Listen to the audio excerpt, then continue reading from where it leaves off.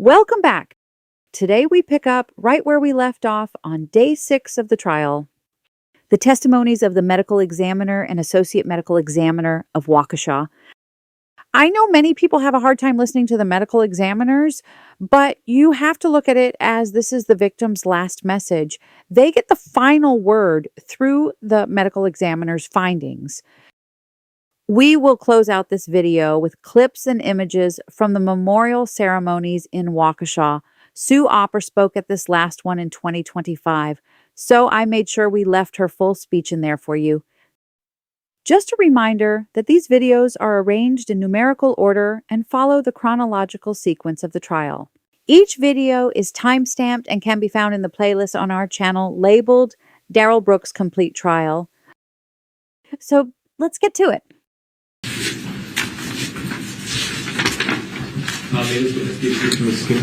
You may. Statement called next witness. It's going to call Dr. Sheil.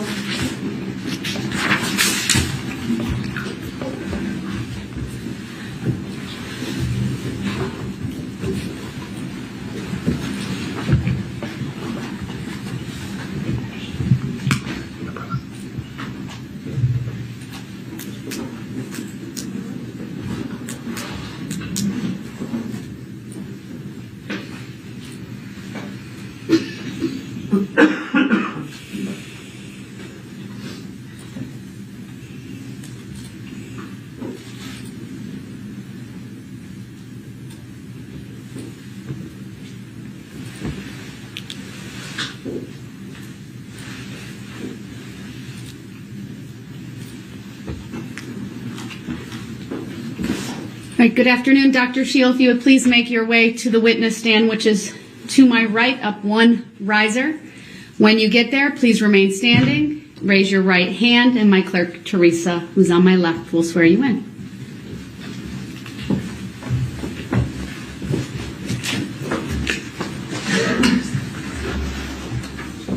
Do you solemnly swear that the testimony you're about to give shall be the truth, the whole truth, and nothing but the truth, so help you God? I do.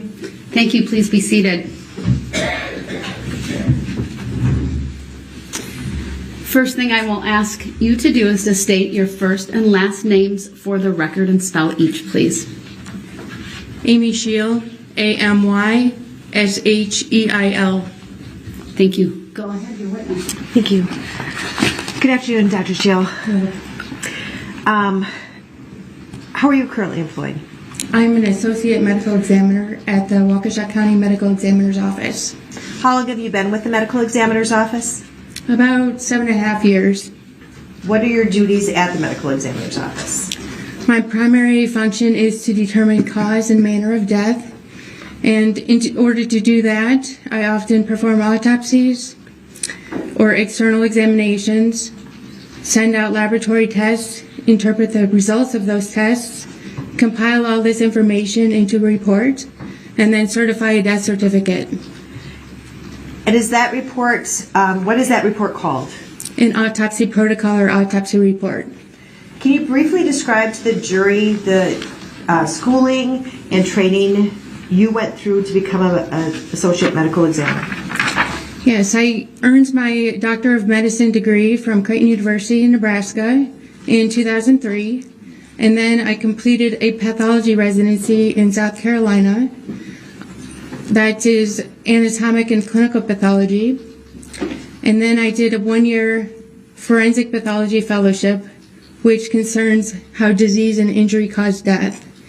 Then I practiced for about a year as a forensic pathologist in South Carolina. And then I did an additional year of training in pediatric pathology, which is the study of diseases and conditions in infants and children. I worked in pediatric pathology in an academic setting for about 5 years before coming to Waukesha County. I'm going to direct your attention to approximately November 22nd of 2021. Did you perform an external examination of an individual identified as Leanna Owen? Yes. I did give you 3 exhibits when you walked into court, is that correct? Yes. I'm going to direct your attention to exhibit number 62.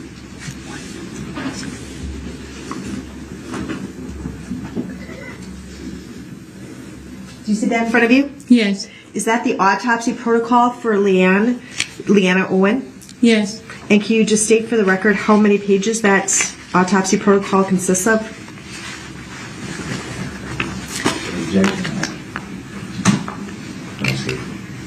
It's not on the screen. And it's not going to be on the screen. Previously provided to Mr. Brooks. Yes. Do you have any additional copies today? Any chance? I do not. We can make some.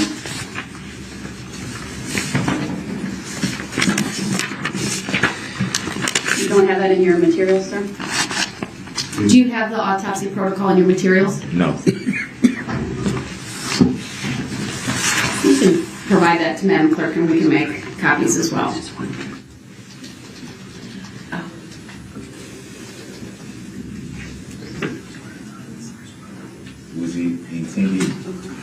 Was it intended for me to have or not to have? Just so I'm clear. I can't answer that. These autopsy protocols were previously provided to the defense. All right, we'll still make copies. He has it. It's probably sitting in the front or back of one of those fort boxes with all the other items he claims to have never received.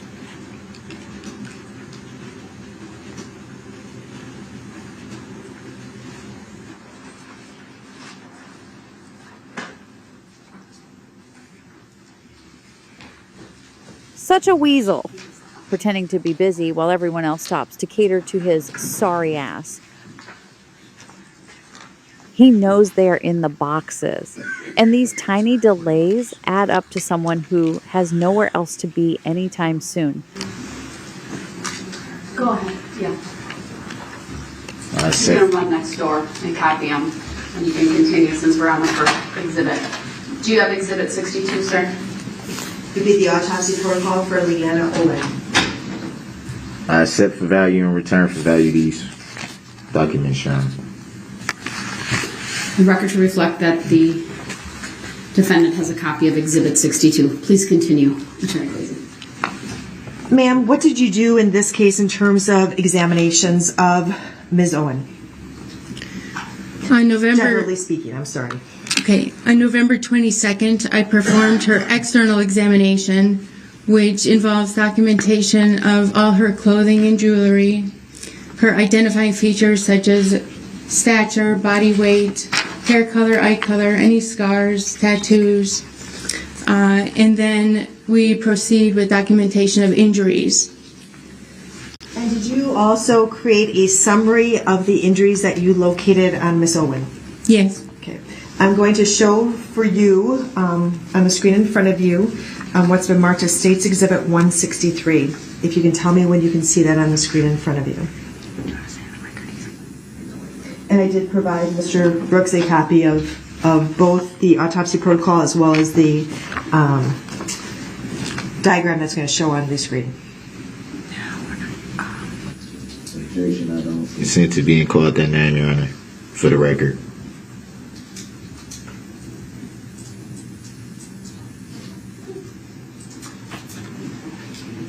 Ma'am, do you see, is it showing up in front of your screen? And Exhibit 163, is that the diagram that you prepared to summarize your findings in the autopsy protocol for Leanna Owen? Yes. And does it accurately depict the injuries that are notated or described in the autopsy protocol? Yes. I would ask the court to accept Exhibit 62 and 163 into evidence. Objection.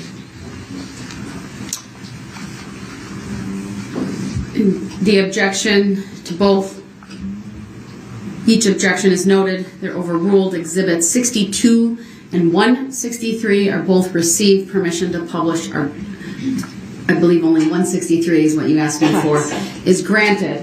Yeah, there was only one asked for. Permission to publish 163. That's what I said. Thank you. Ma'am, can you briefly describe what this document, Exhibit 163, portrays? This diagram depicts Leanna Owen's injuries The red represents open wounds, lacerations or abrasions, which are scrapes to the skin. Blue is for bruising or contusions. Black is internal injuries or skeletal fractures. And in performing the autopsy procedure on Miss Owen, what was the cause of her death?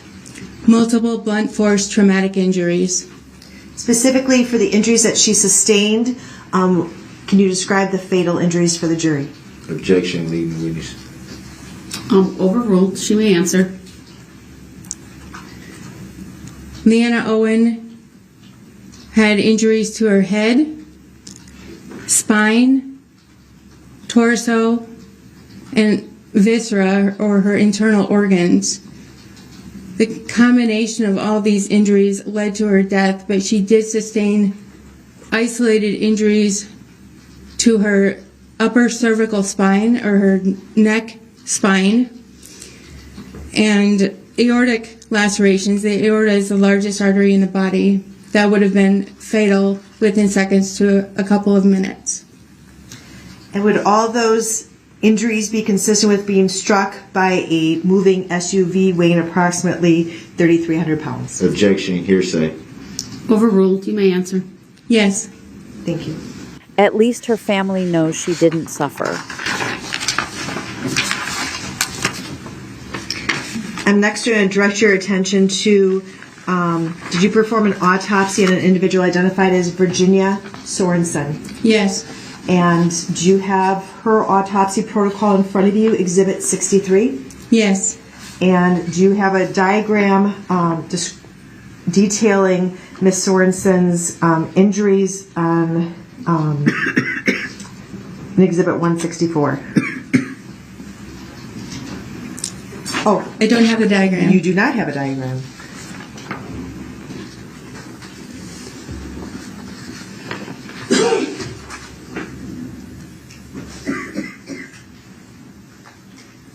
And once again, this is 164.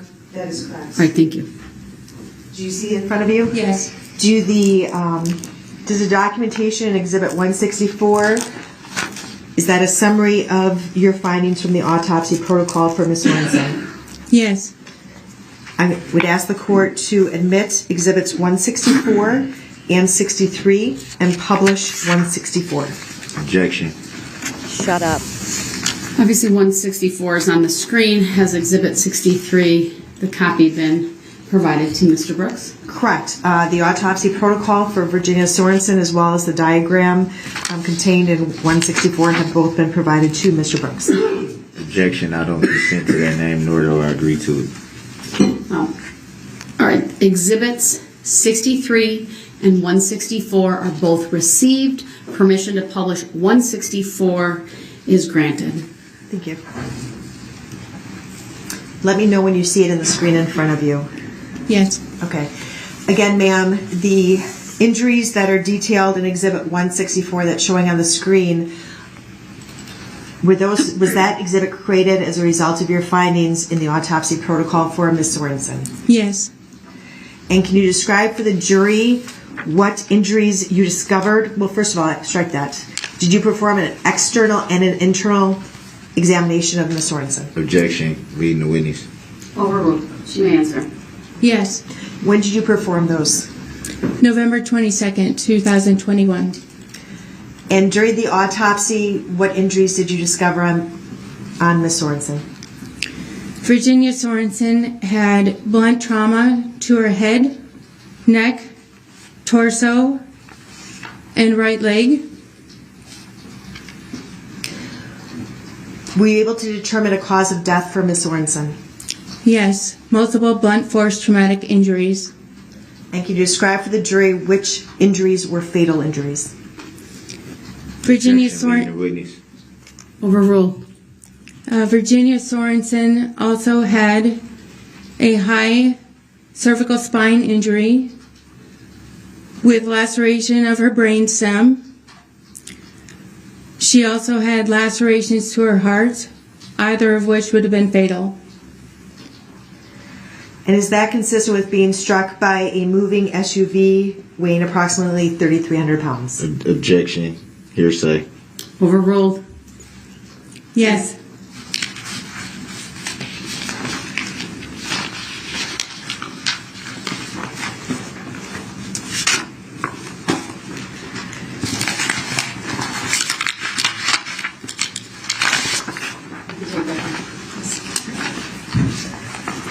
Finally, Dr. Sheil, did you perform an autopsy on Jackson Sparks? Yes. And did you create an autopsy protocol after your examinations of Jackson Sparks? Yes. And did you perform, or did you create a diagram which displayed the injuries on Jackson Sparks? Yes.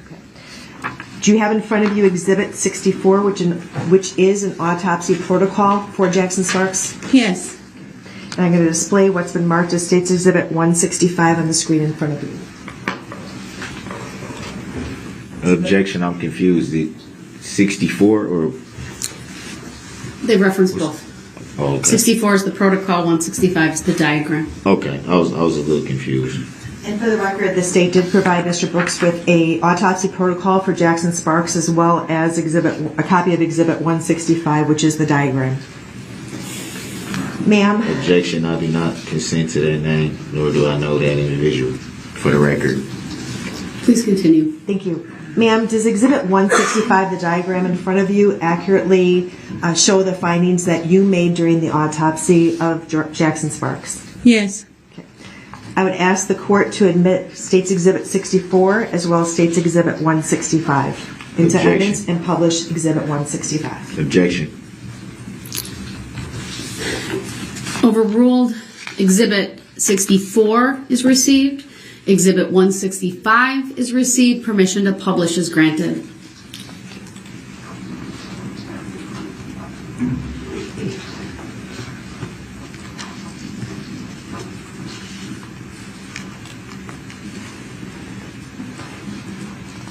Thank you.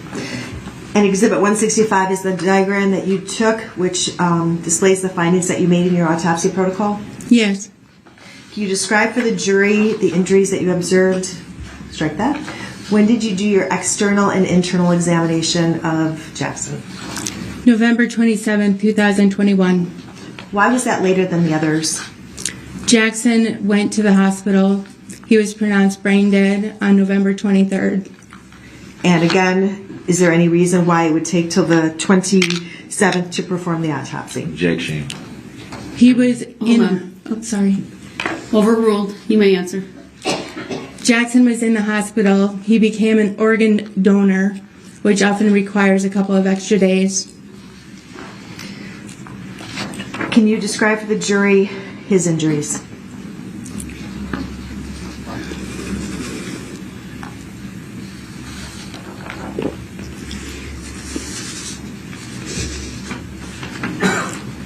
Jackson had bruising around both of his eyes. He had a large bruise to the left side of his forehead. He had undergone a craniectomy where the neurosurgeon removes a portion of skull to relieve pressure on the brain from brain swelling. That's the large oval depicted on the left side of the skull in the diagram. He had trauma to his brain. He had bleeding around his brain inside his skull. He had multiple bruises to his brain. He also had a separation of his skull from his cervical spine. And he had 2 rib fractures on the right side. What was his cause of death? Complications of craniocerebral injuries due to blunt force trauma to head.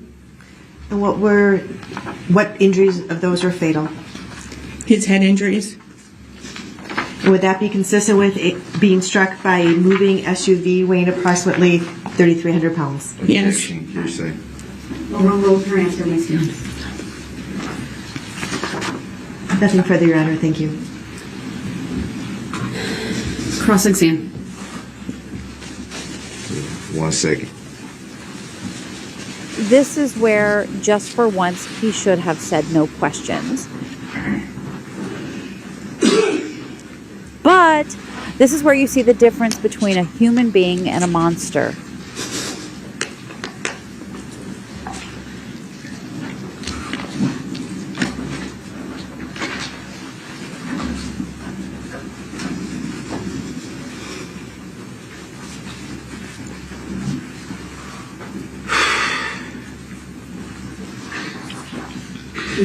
You can take the exhibit now.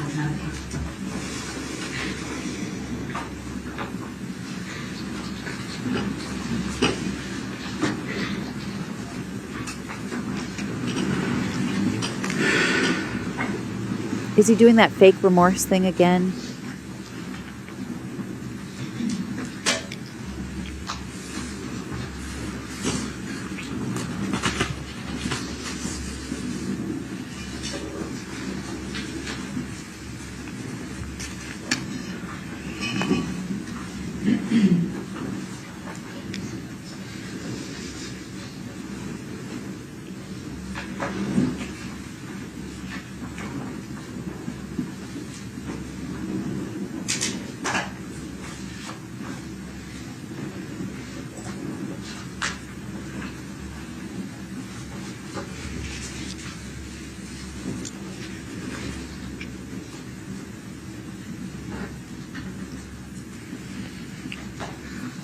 He is complete trash.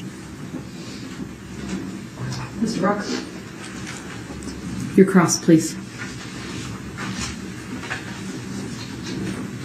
Do you have any questions for this witness? Just 1 second.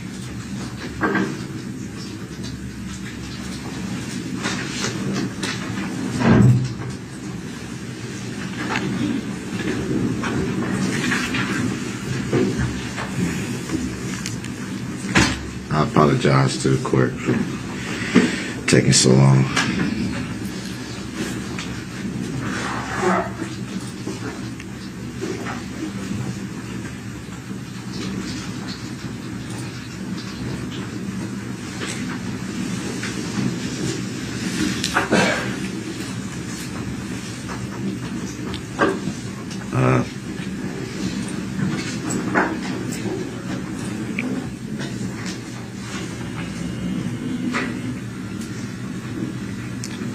Do you know why the decision was made to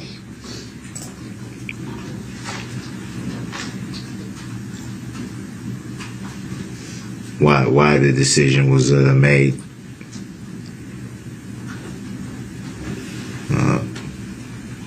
for Jackson to become an organ donor? None of your fucking business. Objection is irrelevant. Sustained.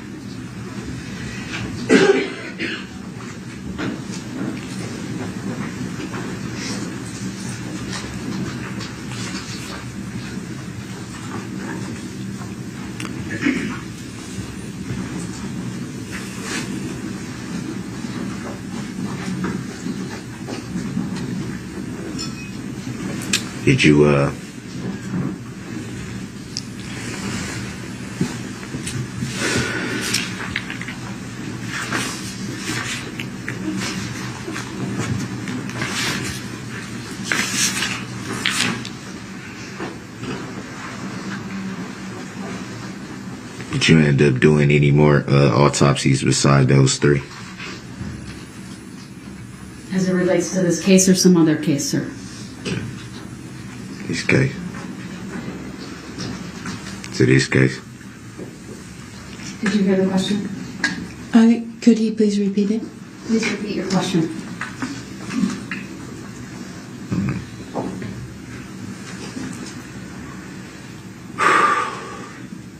As far as this case,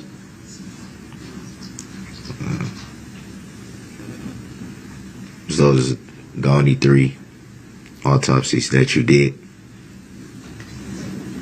Yes, Jackson Sparks, Virginia Sorensen, and Leanna Owens.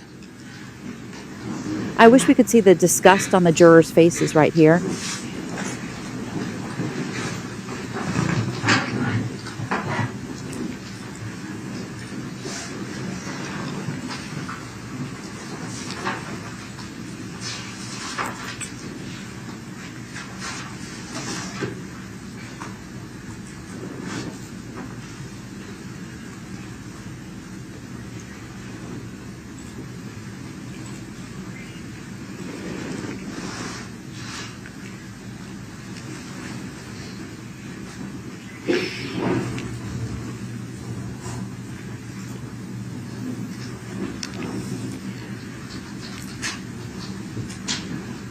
Can you recall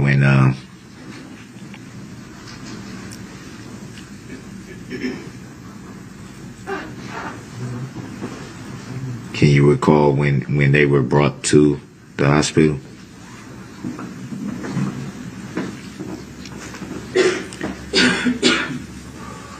Virginia Sorensen and Leanna Owens were pronounced at the scene.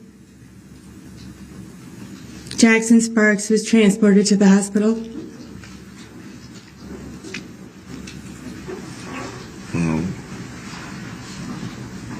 I'm assuming that's Waukesha Memorial. He was transferred to Children's Hospital of Wisconsin.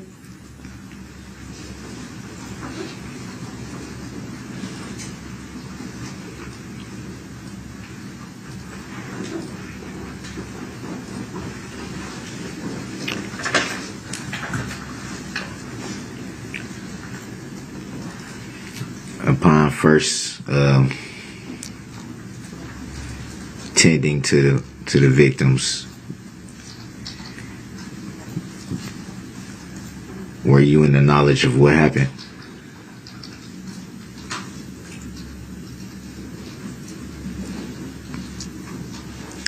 Yes.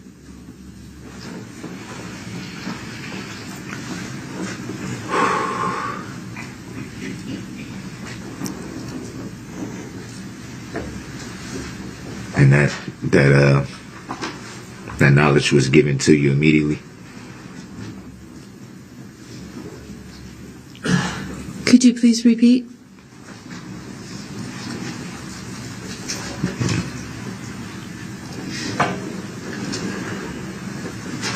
That knowledge was given to you immediately when you were called to tend to him? Yes.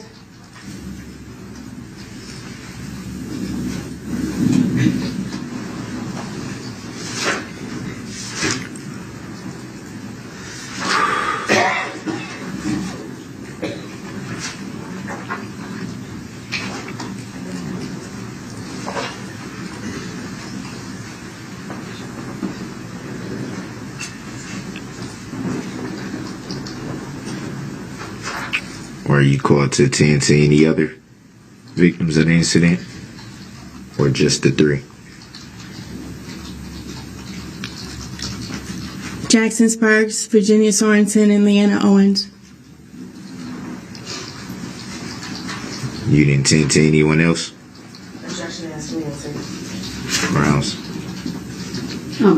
Overruled. She may answer. No.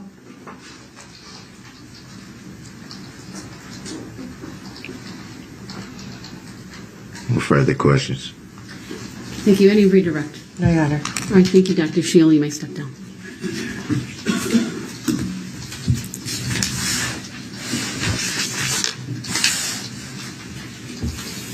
May I have the exhibits, please? Thank you. Thank you.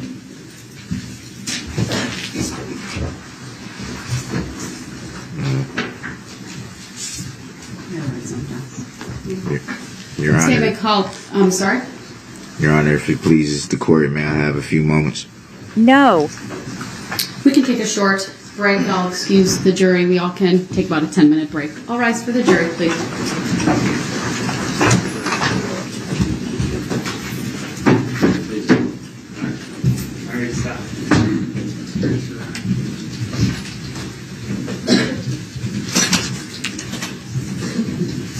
God bless those surviving family members for holding it together. I know I couldn't have.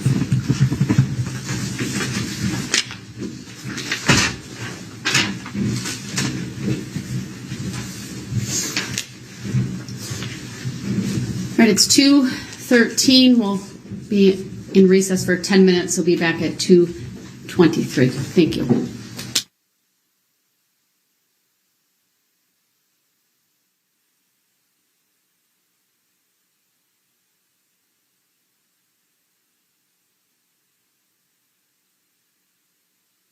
There's no audio because they aren't back on the record yet.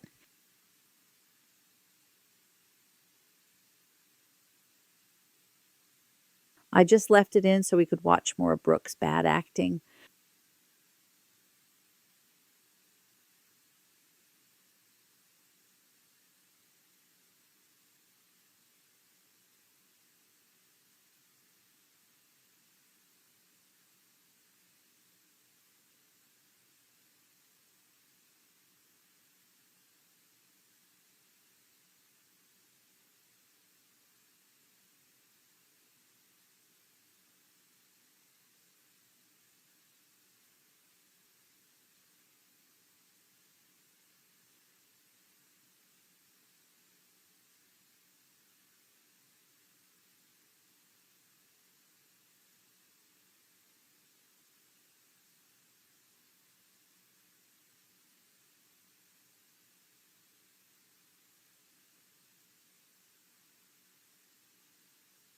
He checks to see if anyone notices him fake reading the Bible. Appearances are as they were before. Just to confirm, Attorney Opper, the next witness will be the other medical examiner, and the exhibits related to that are hard copies have already been provided to the defendant. That is correct, Your Honor, and also the state has put on the witness stand exhibits 59, 60, and 61, which are the autopsy protocols for Tamara Durand, Jane Kulik, and Wilhelm Hospital. All right, thank you. Then with that, we'll have the jury. Oh, one other thing. I just had a question as to timing, as to how late you wanted to go today so that we can have enough witnesses here. Sure. So I was not told of any conflict, so I would like to go between 5 and 6, depending on where we end with witnesses and where we end with direct and cross-exam, and when we can begin someone, and how many individuals that you have. Would that work out with the individuals you have scheduled for this afternoon? Yes, I believe so. And then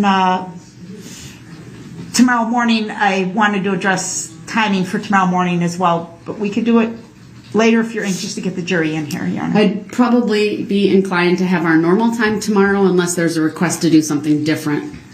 Yes, I'm going to request a 9 a.m. start time, Your Honor. I have a court appearance in Branch 10 that was put on in a kind of an emergency because there's a speedy trial demand that was made with an in-custody defendant. So we had been starting at 8:30. I agreed with Branch 10. I could be there at 8:15 to address that.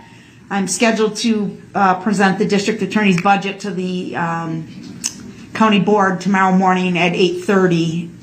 So if the court would be willing to start court at 9 a.m. tomorrow, then we'd be ready to go.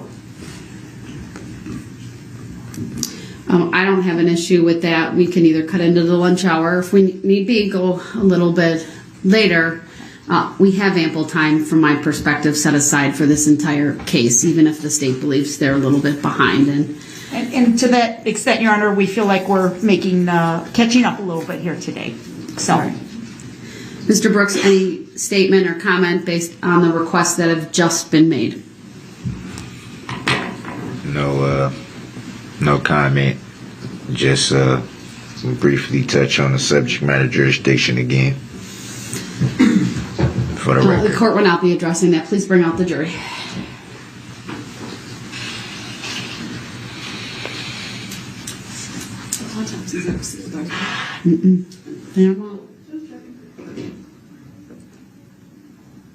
I hope the judge that allowed him out on bail right before he drove into Waukesha watched this trial all the way through. He owes that much to the victims and their families.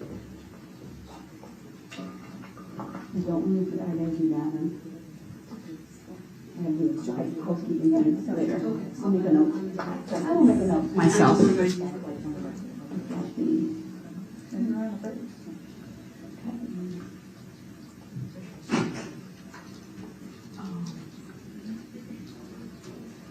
All rise.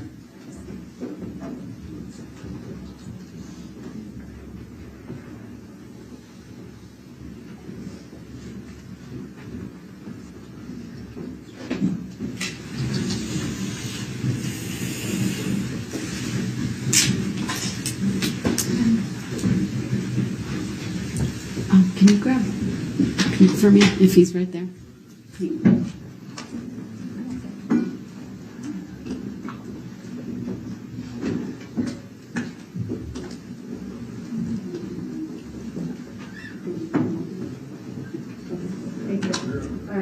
Thank you, everyone. Please be seated. All right, then the state may call its next witness. Call Dr. Linda Biedrzycki. All right, good afternoon, Dr. Biedrzycki. If you would please make your way to the witness stand, which is to my right, up one riser. When you get there, please remain standing, raise your right hand, and my clerk, Teresa, who's on my left, will swear you in. Do you solemnly swear that the testimony you're about to give shall be the truth, the whole truth, and nothing but the truth, so help you God? I do. Thank you. Please be seated. First thing I will ask you to do is to state your first and last names for the record and spell each. Linda, Lynda, Biedrzycki, Biedrzycki. Thank you. Go ahead, your witness. Thank you. Dr. Biedrzycki, how are you employed? I'm the medical examiner for Waukesha County. How long have you been the medical examiner for Waukesha County? About 25 years. And can you briefly describe for the jury your education and training that you obtained prior to becoming the medical examiner? Yes. I went to medical school at the Medical College of Wisconsin. I did an internship in internal medicine. Then I did general pathology training, which is anatomic study of tissues, and clinical, which is laboratory medicine. 4 years of that at several different places, including the Medical College of Wisconsin, University of California, and William Beaumont Hospital. I did a fellowship in forensic pathology, which is the study of trauma and legal medicine in Detroit at Wayne County. And I did a year of cardiac pathology at Brigham and Women's Hospital in Boston. Thank you. Direct your attention to November 22nd, 2021. Did you perform an autopsy on a Tamara Durand? I did. And did you prepare, as a result of the autopsy that you performed, an autopsy protocol? Yes. Did you also prepare a diagram for court in order to summarize your findings from your autopsy protocol? I did. Okay. In front of you, you should have State's Exhibit number 59, which is the autopsy protocol for Tamara Durand. Yes. Do you see that? Okay, and then I'm going to show in front of you Exhibit 166. It will be on the screen in front of you shortly.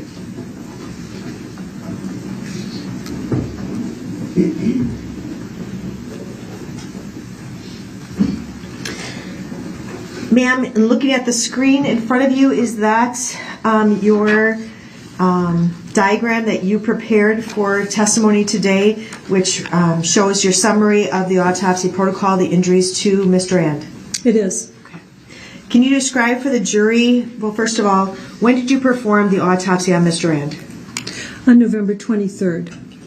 And were you aware that this was as a result of an incident that occurred in downtown Waukesha on November 21st, 2021? Absolutely. Overruled. Her answer may stand. Did you go to the scene on November 21st, 2021? I was there. Okay. What were your findings with regard to Ms. Durand? She had two groups of injuries, I like to say. One is from the impact of the car with the body, and these injuries include the marks on her hips that you can see on the posterior. And I'm just going to ask the court, I apologize, permission to admit Exhibit 166 and 59 into evidence, and permission to publish 166. Objection. The objection is noted. It is overruled. Exhibits 59 and 166 are both received. Permission to publish 166 is granted. I apologize. If you can start over with that testimony, they didn't have the diagram in front of them. There are two groups of injuries, which is typical in a pedestrian injury. One is from the impact of the car with the body, and the external evidence of that are the marks on the back of her hips, which I indicated their heights between 34 and 38 inches, the abrasions and bruises, the red and blue marks. And those points of contact resulted in fractures of the pelvis on the right, which is indicated with green or dark lines across the pelvis on the skeleton picture. So the car struck her hip, broke her pelvis. The other injuries that are characteristic of pedestrian injuries are the small abrasions on her toes on the right. You see little red marks on the toes. She did not have the shoe on the right foot. The impact of the car with the body pulls the foot out of the shoe. This is very characteristic of a pedestrian injury because of the force and velocity of that impact. The second group of injuries is when the person strikes the ground after that impact, and that's reflected by the laceration or red mark on the back of her head, and then reflected by a line on the skeleton diagram across the skull, which is a fracture from ear to ear at the base of the skull, and 2 fractures in the occipital area or back of the head, which you see in the posterior skeleton, which extend basically to the base of the spinal cord. Internally, corresponding to that impact with the ground, there was subarachnoid hemorrhage or hemorrhage covering the brain, and also a tear at the level of the brainstem from that impact. Also, from the ground contact are multiple rib fractures. On the left, they were the upper ribs. There's little marks near the scapula on the left, and mid-ribs on the right. You can see the little marks there. And as a result of the impact that caused the fractures, there were also contusions of the lung bilaterally on the inside, and hemorrhage we call retroperitoneal hemorrhage, which is the area around the kidney on the right side. So there are 2 groups of blunt trauma. And ma'am, I'm going to give you a pointer. I think it's hard maybe for the jury. I'm having a hard time seeing some of the dots on the skeletal diagram. Objection. Relevancy it is. Overruled. Grounds for the overrule. Relevant.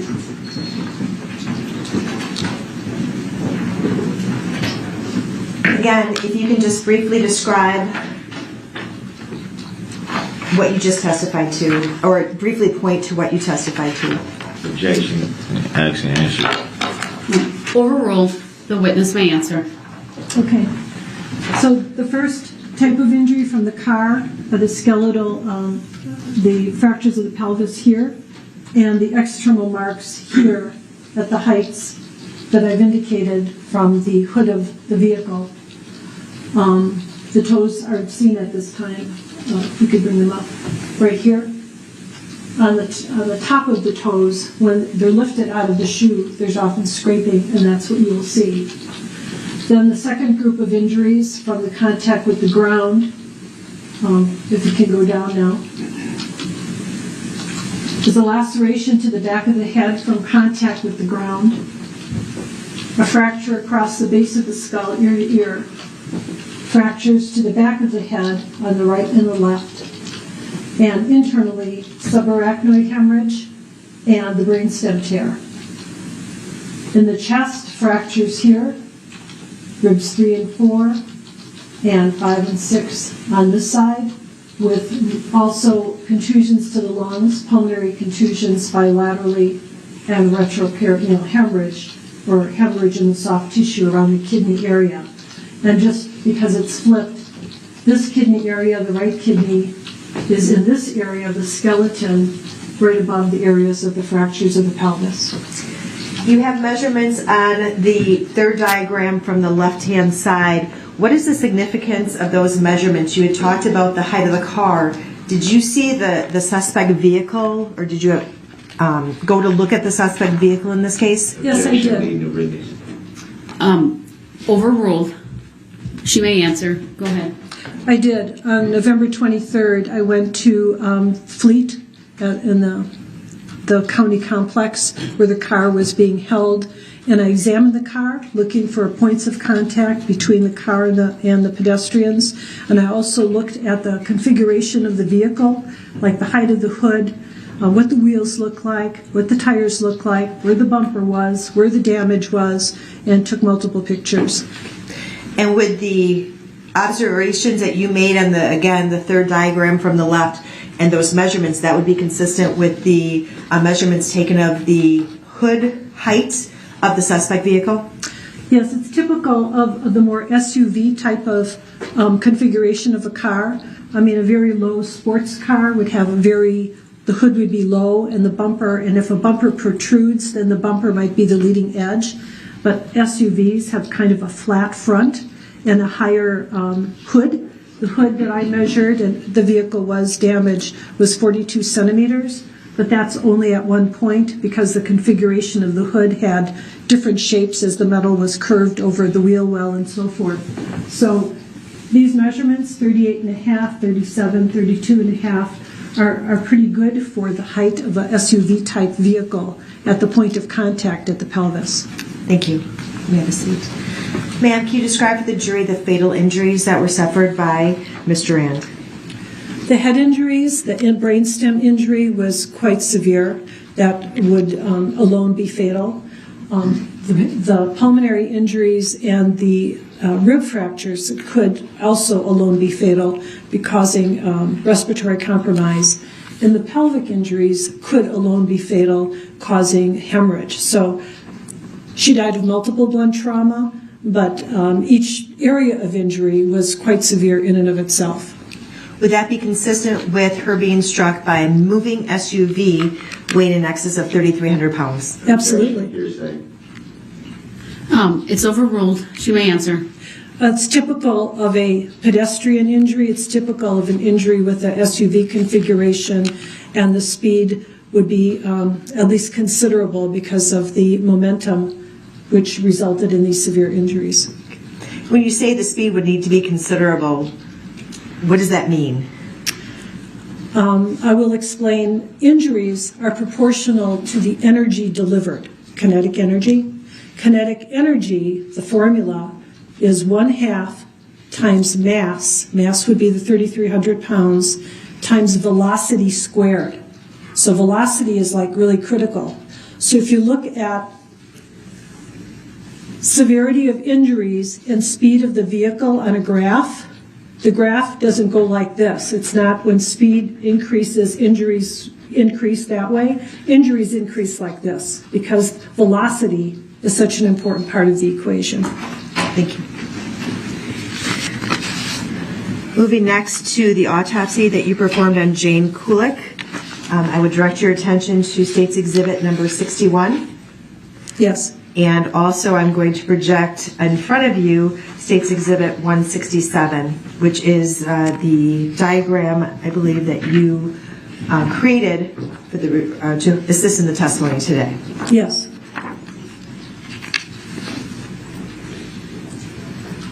Let me know when you see that diagram. I see it. Okay.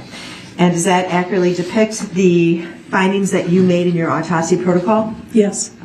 I would ask the court to admit State's Exhibit 61 and admit and publish 167. Where's 61? Objection, where's 61? You should have that. It's not been on the screen. It was provided to you previously. That'd be the autopsy protocol for Jane Kulik. All right, Exhibit 61 is received. Exhibit 167 is received, and permission to publish is granted. Now, ma'am, directing your attention to November 23rd of last year, did you perform an autopsy on Jane Kulik? I did. And can you describe your findings during that autopsy? And if you can use Exhibit 167 as well as the pointer and the screen to your right. Okay. So Ms. Kulik had 3 types of injuries. She had the first kind we discussed, being struck by the vehicle. We have an impact to the left hip here at 39.5 inches, and we have pelvic fractures on the left here. We have injuries to the tops of the toes. Now, she had no shoes when I saw her, but the sock on the left foot was torn right in the area of the toes. Also, there's an abrasion to the top of the foot. That would be considered with being taken out of her shoe. So that's from the car impact. Then second, we have injuries from hitting the ground. We have a laceration to the back of the head. And we have some abrasions on the left side of the face and the nose area. The third type of injury she has is being run over by a tire. So we have a squared off abrasion across the upper abdomen, lower rib area that was sharply demarcated as I drew there. So it's not as if the abrasion blended into the skin, like if you do a sliding motion, but it was quite sharply demarcated. And associated with this injury, her liver was like lacerated, multiple tears in the liver, bleeding from that liver injury. She had multiple fractures on the right side of her chest. Anteriorly, she also had lower rib fractures posteriorly here. So the pressure of the tire compressed the liver, and it also compressed the part of the chest. The diaphragm on the right was also torn. There's also looked like a tire mark on the lower part of her left leg. There were no fractures under that site. So she had impact from the vehicle, impact to the ground, and then crushing from the tire. What did you determine the cause of death to be for Ms. Kulik? Multiple blunt trauma. And the fatal injuries, can you describe those for the jury? Her injuries from being run over were probably the most severe, with the multiple rib fractures and the crushing of the liver. Also severe, however, was the pelvic fractures. Pelvic fractures, I didn't maybe explain, cause a lot of bleeding because your aorta divides in the pelvis into your iliac artery, so it's a very big blood vessel, and also your inferior vena cava is there. So if you damage any blood vessels in the area of the pelvis, you're damaging pretty large caliber vessels, and you can lose a lot of blood. So, and also there's bone marrow in the pelvis. So pelvic injuries, especially when they're fragmented, as it was in her case, can be very, very serious. So I would say those were the two, and then the rib fractures, and they didn't mention, she also has pulmonary contusions on the right and hemorrhage in the retroperitoneum on the right. So those injuries, the chest injuries, the pelvic injuries, and the abdominal injuries, each were very serious and could have been fatal individually. And is that consistent with Ms. Kulik being struck by a moving SUV weighing in excess of 3,300 pounds? Yes. Overruled. Her answer, Ms. Gann.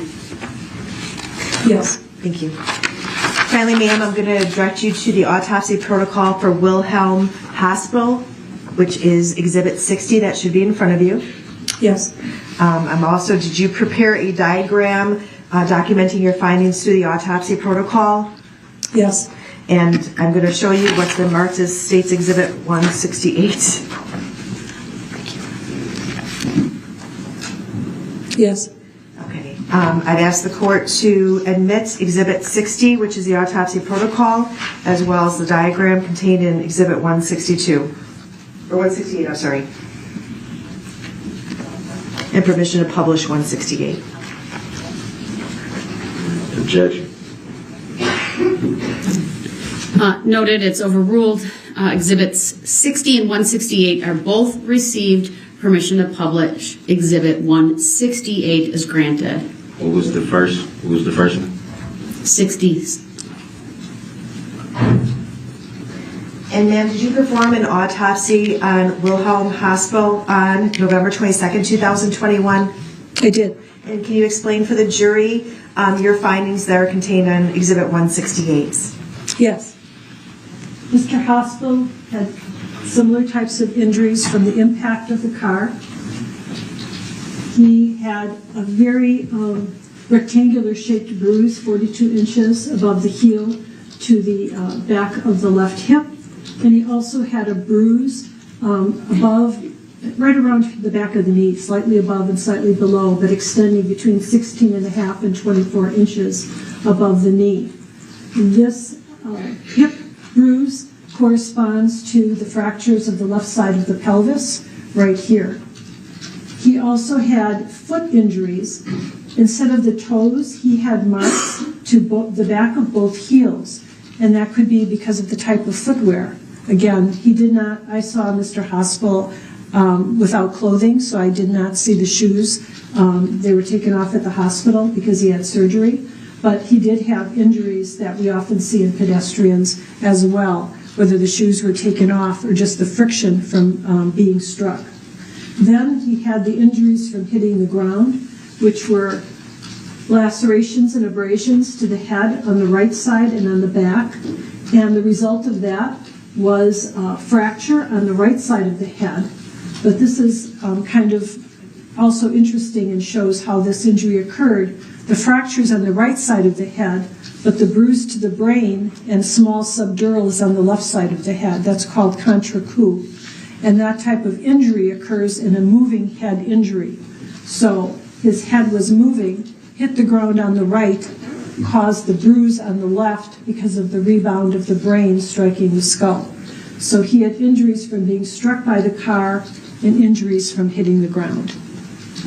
Now you testified, first of all, about the injuries to the back, the second diagram from the left, and the height of those injuries. Are there any relevance of the height of those injuries as well as the measurements that you took of the suspect vehicle, which was a red Ford SUV? Yes. When I measured the side of the hood, I got 42 inches. There's a picture with a tape measure showing that. So that corresponds well to the height of this particular pattern injury. And the height of the top of the bumper, because now the bumper is not a shiny chrome protruding bumper, but it's kind of a flat bumper that's painted the same color as the vehicle, so it's rather broad, is about 26 inches, which would correspond to a strike to the back of the left leg there. Thank you. And you had testified that unlike the other two people that you had performed autopsies on, were those people brought to the medical examiner's office from the crime scene being Main Street? Objection. Leave the witness. Mr. Hold Rand, on, overruled. She may answer. I'm sorry. Mr. Rand was brought from the scene, and I saw her at the scene before I did the autopsy. Ms. Kulik was brought from Waukesha Memorial Hospital, where she was pronounced, and Mr. Hospital was brought later because he was treated at the hospital. And can you describe, or did you determine the cause of death to be for Mr. Hospital? Multiple blunt force trauma. And the fatal injuries for Mr. Hospital, can you describe those for the jury? Objection. Answer. Overruled. She may answer. Okay. Mr. Hospital's most severe injuries were related to his pelvic injuries, which he lost a lot of blood. They required to put a coil to try to obstruct the bleeding vessel to stop it from bleeding. It was not accessible surgically. They had to put like a coil through the vasculature. But also the impact here caused an injury to the thoracic duct, which carries your lymph fluid. And as a result of that injury, he also had an accumulation of fluid in both chest cavities of the lymph fluid that occurred during the hospital course, which impaired his respiratory status. So it's an indirect cause of the injury, the accumulation of the fluid, but they both were related to the impact of the vehicle. His head injuries, it's harder to assess because he died. He did present with a change in consciousness, so it's possible those head injuries would have been independently fatal.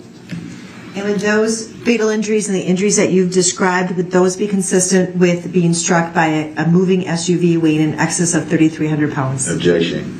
Leave the witness. Overruled. You may answer. Absolutely. Thank you. Nothing further, thank you.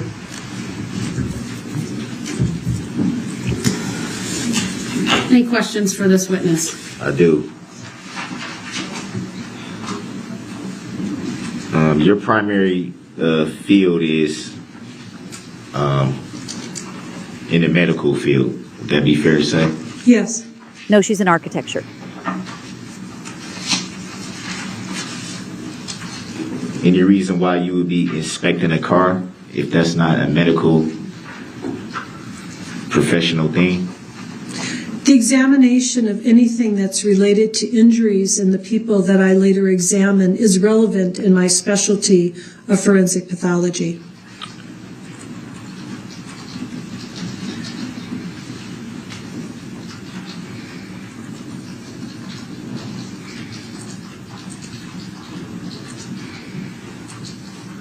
So examining the vehicle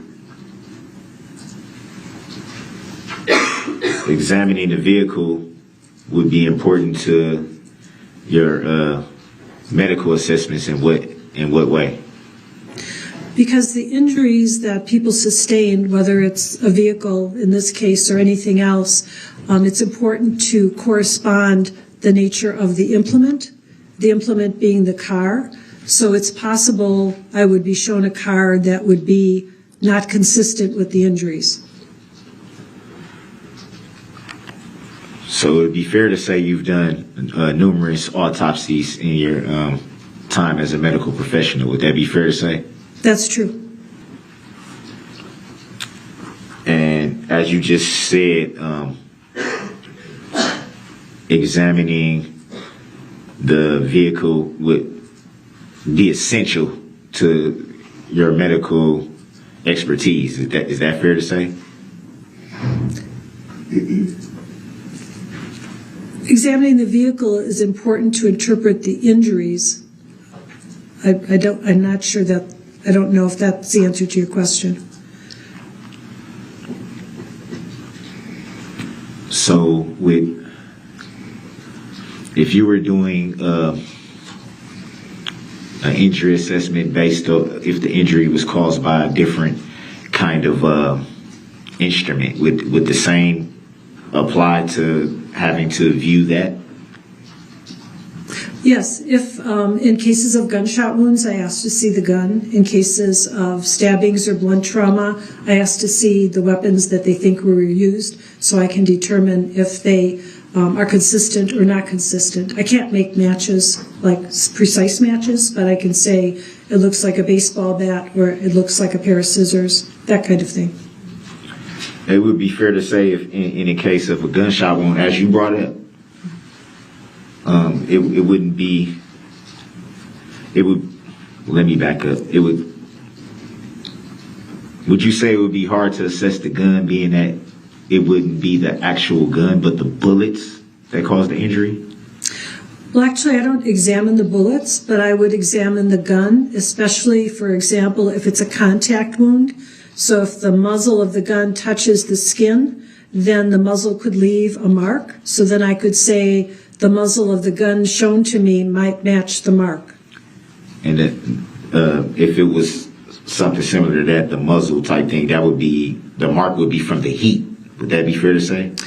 No, not actually. It's actually from the contact of the metal. So it's more of an abrasion than a burn.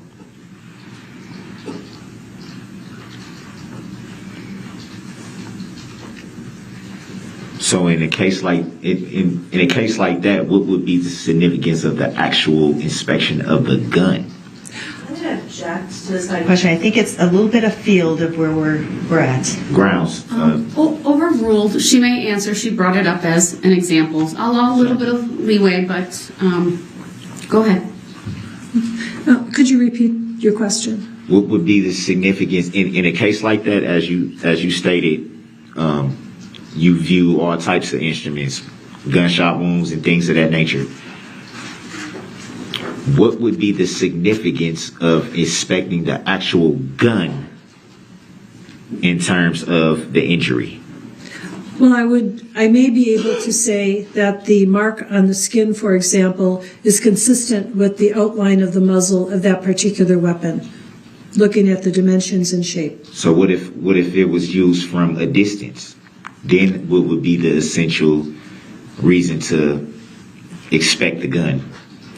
Depending on the distance, sometimes the pattern of stippling, like for example, if there's a flash suppression or something used, that can play a role. If it's very far away, then the actual characteristics of the weapon are more general. In other words, the size of the hole, for example, or might reflect both the size of the caliber of the gun or the velocity. So it depends on, distance does play a role on what I would be evaluating.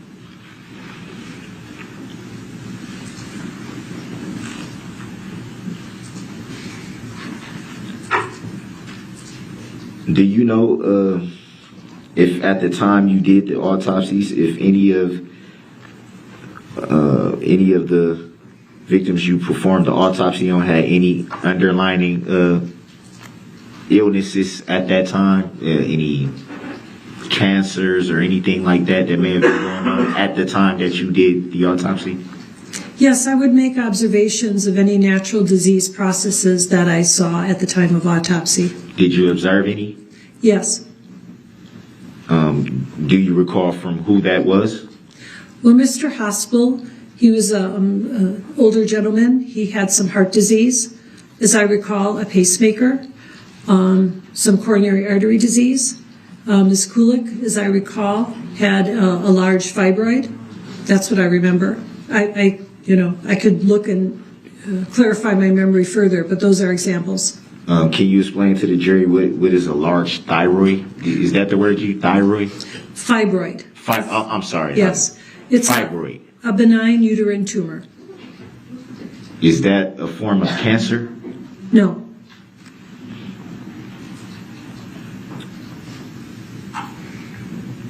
And you said the older gentleman had some fluid buildup in the chest. Correct me if I'm wrong. I don't want to misquote you. Some type of fluid around the chest area. Correct. And from your recollection, that wasn't caused by the vehicle? That was. He entered the hospital actually with no evidence of that fluid, but it's lymphatic fluid from a thoracic duct injury. So over the time he was treated, especially with the fluid resuscitation, because of the blood loss, the fluid collected in the hospital as a rupture of that thoracic duct injury and was in the pleural space surrounding the lungs. So that it would be fair to say that came about once he was already at the hospital. That's true. And you said he had a pacemaker. Would that have any effect whatsoever on what might have been going on in his chest at the time? No, and because he was in the hospital, the function of that pacemaker was well documented while he was being monitored. Was it pretty active, still working properly at that time? It was. Even with the loss of blood, as you say, he had a loss of blood. Even then, was it still working pretty good? Yes, the loss of blood had no effect on the electrical function of the pacemaker.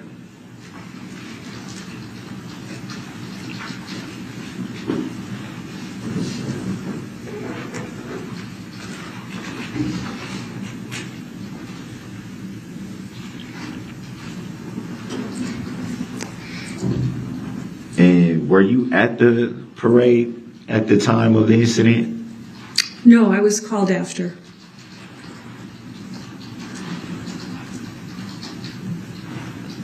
So at the time you were called, did you know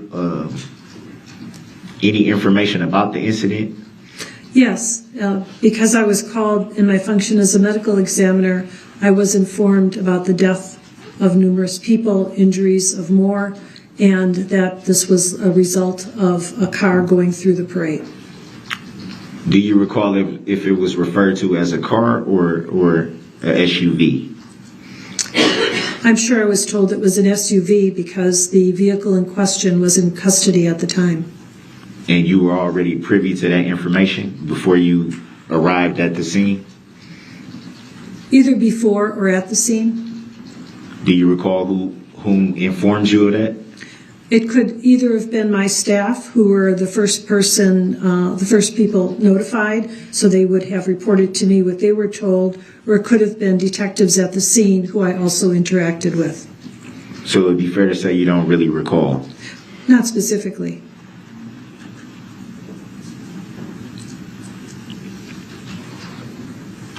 And you said you observed damage to the vehicle when you were able to view it? Yes.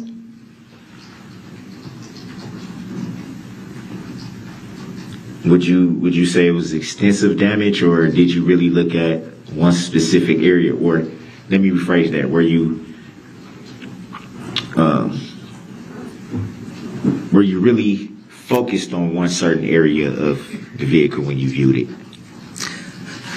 Well, when I was examining the car, actually the crime lab was there. So we looked at the entire circumference of the vehicle, and the vehicle was also on a lift, and we looked under the vehicle because we were questioning whether there was clothing perhaps or other physical evidence that would be important to document. So I would say that I looked at the car quite comprehensively, although it was not my job to document damage to the vehicle per se, other than what related to my autopsy interest. And that would be specifically looking at the hood of the vehicle to determine how it fit with your medical expertise? Well, I paid attention to the front end of the vehicle, which is the part that typically is involved in pedestrian strikes, and those are the parts that I paid more attention to in terms of measurement than, say, I don't know, but it would be wherever the damage is, because now I'm thinking in some pedestrian strikes there are cracks to the windshield or injuries to the side mirrors and so forth. So I paid attention wherever I thought the damage would be that would be relevant to my cases. But I did take measurements of the front end. With your expertise, would you determine that all of the damage that you observed would be caused strictly from hitting one thing or numerous?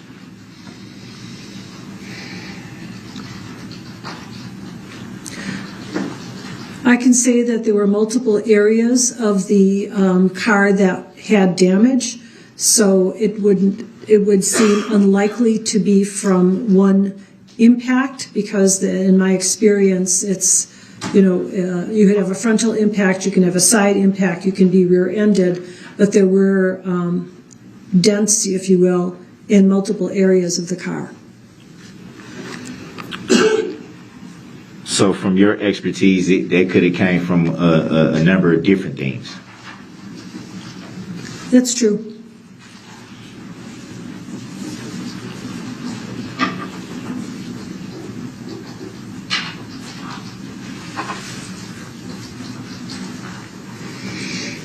You made a brief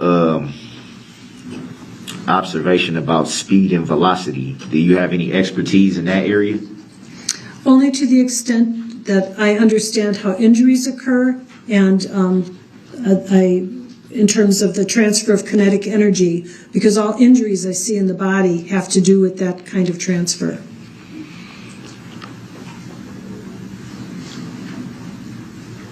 Would it be fair to say that everybody is different, though? Everybody is different. So with May, I guess I would phrase the question by saying,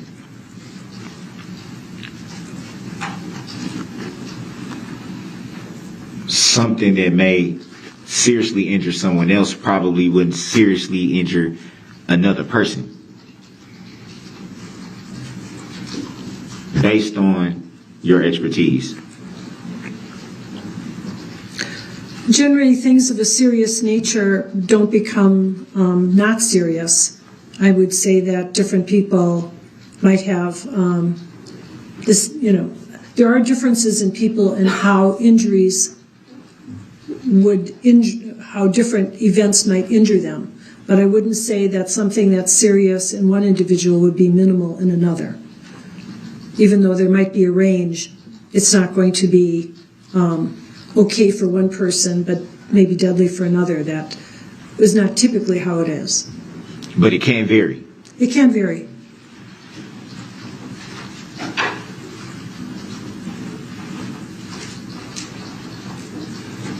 Do you recall how many people you were called to attend to?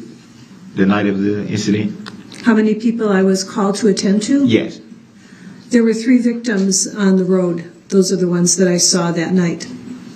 Did you see anyone else besides those 3? I later saw Ms. Kulik, who came from the hospital. Those were the people I examined that evening.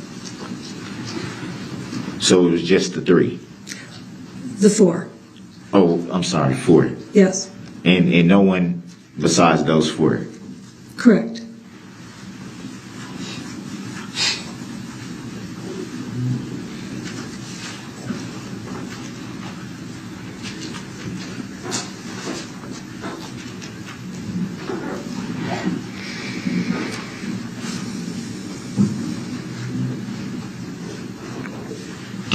Do you recall being notified possibly to testify in this matter?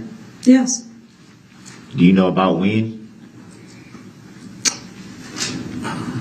I knew always that this case would end up in trial. I mean, but I don't remember when I actually had a date and time for appearance. And how would you know exactly that the case would end up in trial? And I say that because many factors could play out along, many different things happen over time. You're right. That was probably a misstatement on my part. I thought it might go to trial, given the nature of the case, but I did not know for sure. That makes sense. Definitely.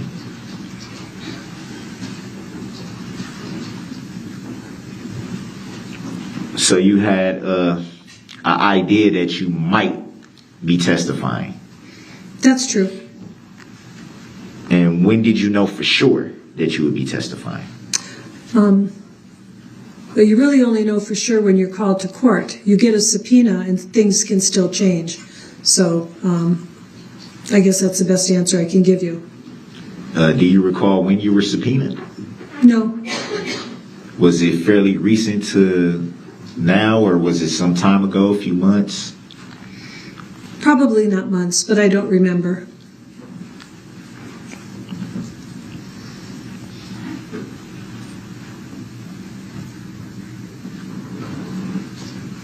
Do you recall whom you were subpoenaed by?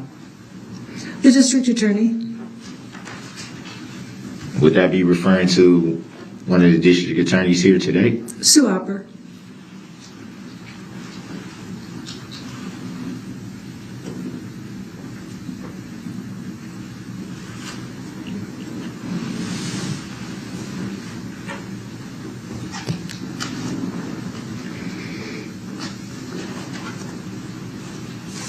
Do you recall what time you arrived on the scene after the incident that night? It was about 10 to 8.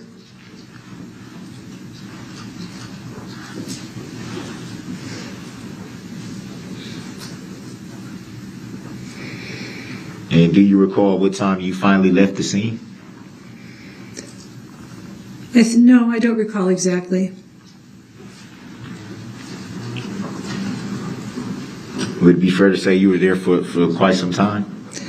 Probably around an hour or so, and then we continued our work at the medical examiner's office for a couple more hours.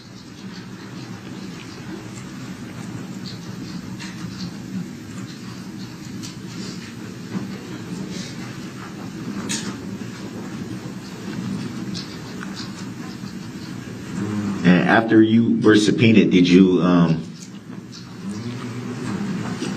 were you in contact with Attorney Opper after that? Yes.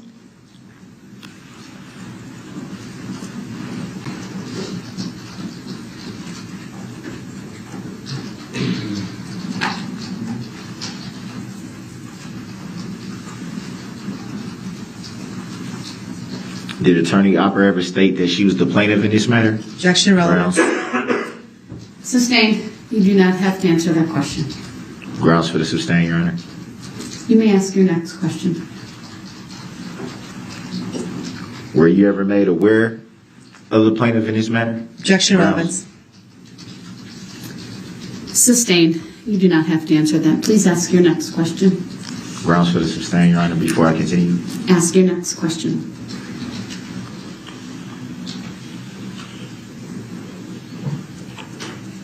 Do you even know if there's a plaintiff in this matter? Objection. Grounds? Sustained. Reason for the sustain, Your Honor? Ask your next question. No reason for the sustain, Your Honor? Ask your next question. Do you know of any claims filed in this matter by you or anyone else? What are claims? Any reports filed, any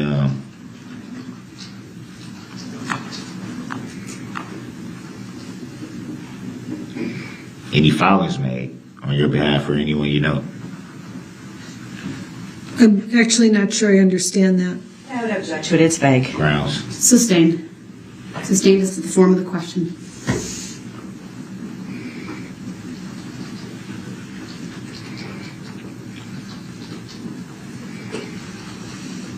Did you make any claim of being an injured party in this matter? No. Do you know of anybody that has? Objection relevance. Grounds? Sustained. Reason for the sustain, Your Honor?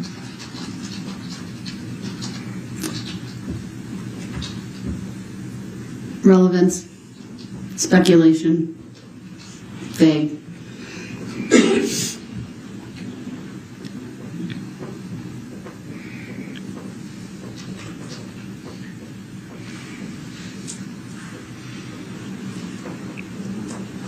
Have you had any opportunity to view a complaint in this matter? Objection vague. Grounds? Sustained as to the form. Have you ever seen a complaint in this matter? Objection vague. Grounds? Sustained as to the form.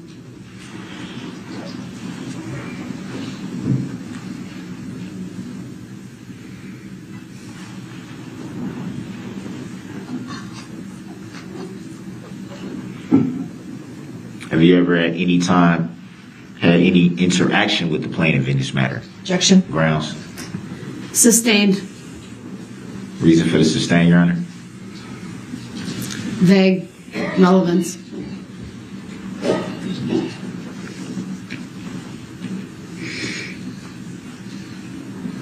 I would object to that sustain. You said vague and relevance, relevant to the Sustained. case. Next question, sir. It's relevant, Your Honor. Your Jury deserves to know. noted is overruled. I respect that. Jury deserves to know, though. Jury will disregard the last statement made by Mr. Brooks. It's not his time to testify. Comments made by the parties or attorneys are not evidence.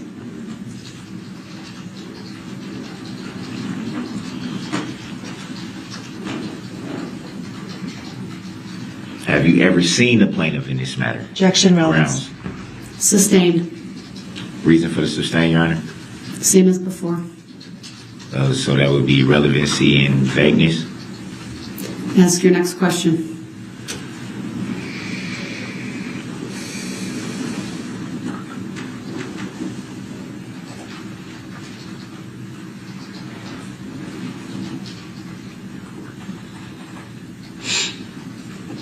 Was today your first time ever seeing those exhibits that were shown? No. You seen those before, those videos? Videos? Yeah, the exhibits that were shown. The Diagrams? yes. I'm sorry, I didn't know that's how you identified them. Oh, well, I drew them. Oh, those exact ones? Yes. Oh, so okay. He is so stupid. I wasn't aware of that. I apologize for that question.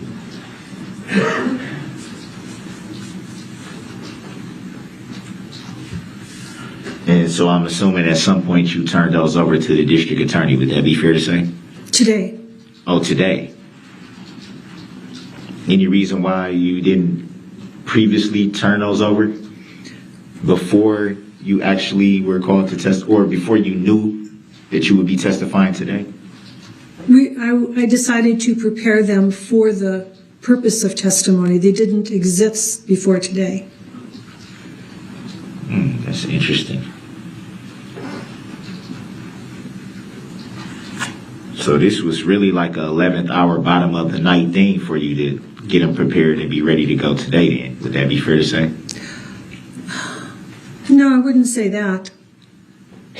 I mean, it's true, I did finish preparing them today, but I was, what shall I say?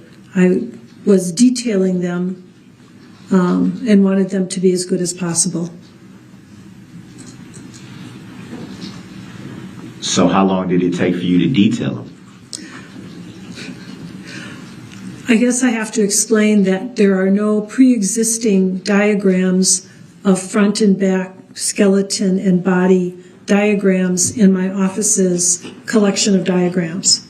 So I spent time finding the proper diagrams, scaling them, composing them, and putting them in a format that I thought would be the best to illustrate the points I wanted to make. So I created the basic diagram, and then I decided on how to describe the injuries, and I, did one version, then I did another version.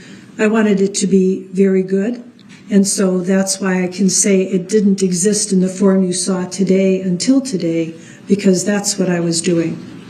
So would it be fair to say that you have been working at this for some time then, to get it the way you... A few days. Did you anticipate that you would be using those diagrams? Yes.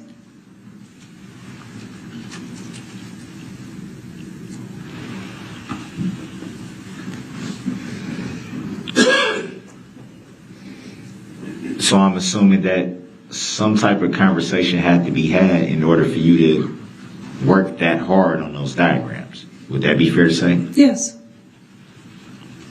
And you had that conversation with Attorney Opper? Yes.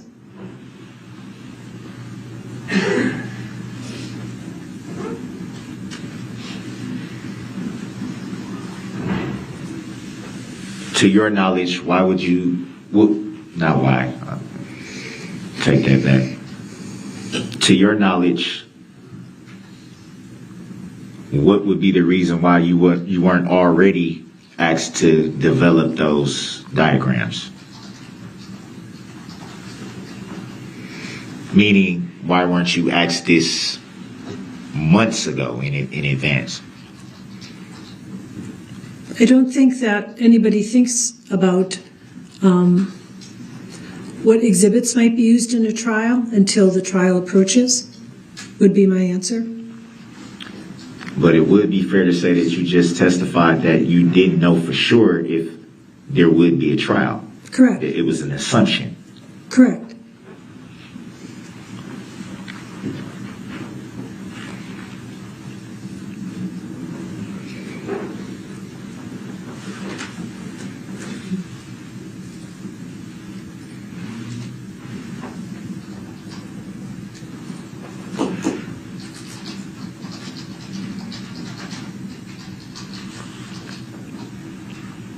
Had you ever created any diagrams like that before this incident? I'm sorry. For these cases?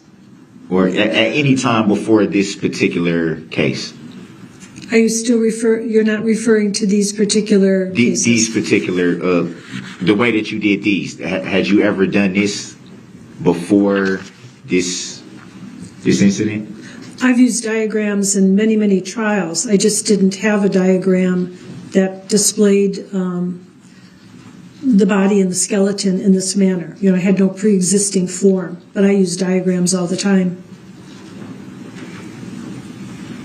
So for this particular case, you decided to go a little bit extra. Would that be fair to say? Grounds? Sustained. As to the form of the question. Would it be fair to say then that for this particular case, you decided that you would want a diagram that was a little bit more defined? What I decided was we had 3 decedents, and I thought it would be easiest for the jury to understand the complexity of the injuries when talking about 3 people sequentially if I could compress the information. Otherwise, a typical autopsy might have a skull diagram, and then another page a body diagram, and then another page a skeleton. It would be multiple pages, and I thought that would be very difficult when we're talking about 3 different people.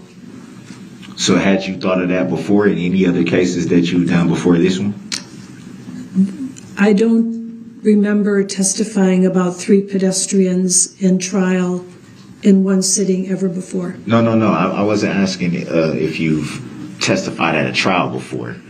I was asking based on the explanation that you just gave about making it easier to read the diagrams. Had you ever thought of that before this particular case? Yes. It's not unusual for me to create my own diagrams specific to a case.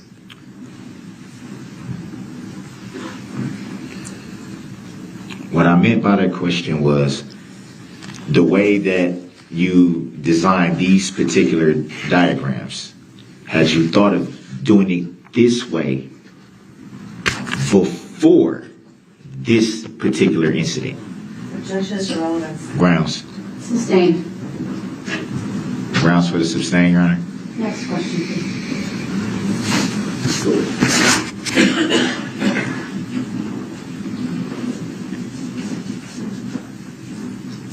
How on earth did the prosecution hold down their anger when they are forced to sit there and listen to his stupid questions and badger witnesses?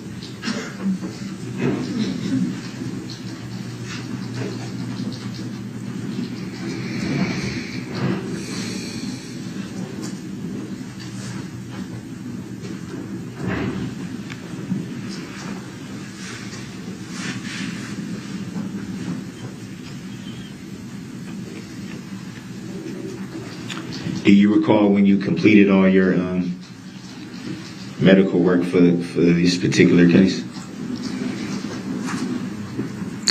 Well, the autopsy report was signed in February of 2022. So my medical work, my conclusions were concluded at that time. So about 8 months.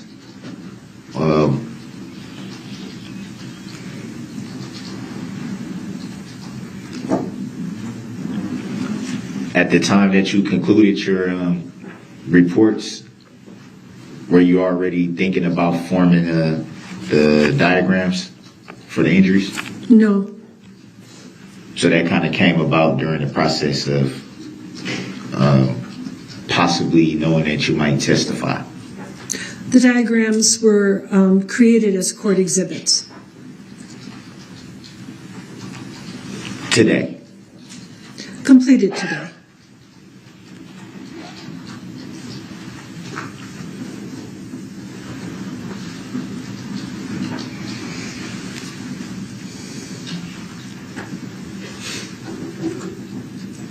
Do you recall at what time they were completed today? Was it morning or shortly before you came in, or Judges are relevance. grounds?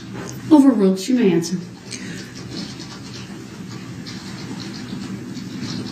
I think I actually completed them last night, but we got the copies made this morning, and they were not given to Ms. Opper until today. So I think they actually were completed in terms of my sketching last night, but they were not, I had to get color copies made and they had to be submitted. So I would say, I thought of them as being done this morning, but I was working on them last night. No further questions. You redirect. Briefly. Ma'am, to follow up on these diagrams that have been presented in court today, are all the findings that are contained in those diagrams from the autopsy protocol? Yes. Overruled. Relevancy. Overruled. And ma'am, could you have brought in a it's Halloween, so we see them all over the place, but could you have brought in a skeleton and described the same injuries? Objection, relevancy. Overruled. It's Objection, redirect. hearsay. She may. It's not hearsay. She may answer. I could show you the broken bones on the skeleton. I couldn't show you the injuries to the soft tissues or the organs on the skeleton. And if you had a doll or a mannequin, that would be something that you could show the jury, just like you did in these diagrams, where the injuries, the external injuries were. Would that be a correct statement? Relevancy. Overruled. You may answer. That's true. So is there anything on these diagrams that were not contained within the autopsy protocol that were turned over to the state months ago? Objection. Relevancy. Overruled. No, there's nothing on the diagrams that was not, that isn't listed in the autopsy reports. In fact, if I had a blank diagram in reviewing the autopsy protocol today, if I put a blank diagram in front of you, could you have made these same markings right here? And it would have just taken time, obviously, but could you have done it right now? Objection. Lead the witness. Overruled. You may answer. Yes, I could. Thank you. Now, I want to talk briefly about Jane Kulik's autopsy. You had stated that you had discovered a benign uterine fibroid. Is that correct? Correct.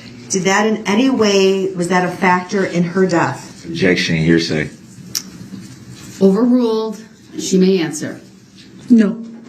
And with regard to Wilhelm Hospital, was the presence of a pacemaker in any way related to his death? Objection. I asked that in my cross and she answered. Overruled. It's redirect. It's proper. The state may ask it. You may answer. No.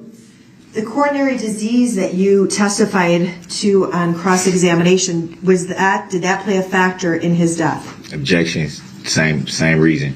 Overruled. Already You may answer. No.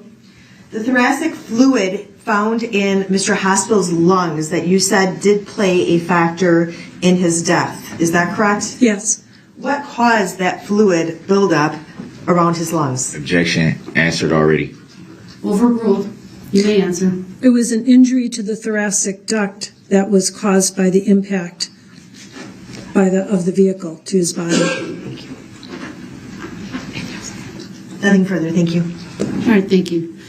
You may step down.